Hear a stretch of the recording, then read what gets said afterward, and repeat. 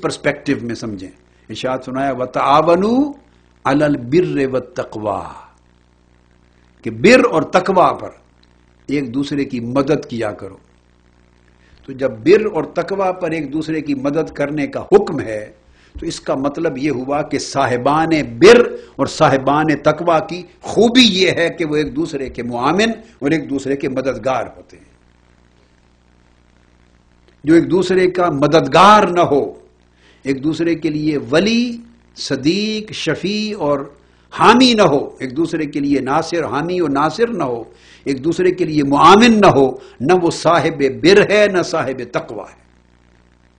تو جب باہمی تعلق اللہ کے لیے رشتہ اخوت اور محبت کا قائم ہو جائے تو پھر اس تعلق میں بر اور تقوی آ جاتا ہے، اور بر اور تقوی آتا ہے تو حکم بھی ہے ایک دوسرے کی مدد کرنے کا اور وہ ایک دوسرے کے مددگار بھی ہو جاتے ہیں. اسی طرح قرآن مجید نے فرمایا وَتَوَاصَوْا بِالصَّبْرِ وَتَوَاصَوْا بِالْمَرْحَمَةِ یعنی وہ ایک دوسرے کے لیے پھر وصیت بھی کرتے ہیں، ایک دوسرے کو نصیحت بھی کرتے ہیں، ایک دوسرے کو حوصلہ بھی دیتے ہیں. یہ بھی مدد ہے، صبر کا بھی حوصلہ دیتے ہیں اور مرحمہ رحمت کا بھی.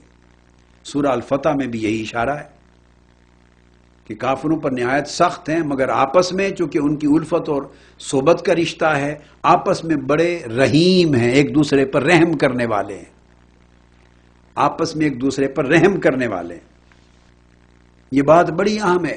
حضرت امام حسن بصری رضی اللہ تعالیٰ عنہ کا معمول تھا کہ اپنے تلامذہ کو، اپنے مریدین کو، اپنے شاگردوں کو، متوسلین کو ہمیشہ نصیحت کرتے کہ جب دنیا میں کسی کو دوست بنانے لگو اور دوست کا چناؤ کرنے لگو تو دوست کا چناؤ کرنے سے پہلے یہ سوچا کرو کہ اس کی دوستی مجھے آخرت میں کام آئے گی یا نہیں. اگر اس کی دوستی آخرت میں کام نہیں آنی تو وہ یہاں بھی بیکار ہے. جس کی دوستی آخرت میں بیکار ہے وہ دنیا میں بھی بیکار ہے. یہاں اس کی صحبت، اس کی سنگت اور اس کی اخوت اختیار کرنے کا کیا حاصل؟ تو فرمایا اس کی دوستی اختیار کرو اور اس کی سنگت و صحبت اختیار کرو جس کی سنگت و صحبت اور دوستی قیامت کے دن برقرار رہے، الا المتقین کے تحت، جو قیامت کے دن بھی کام آئے.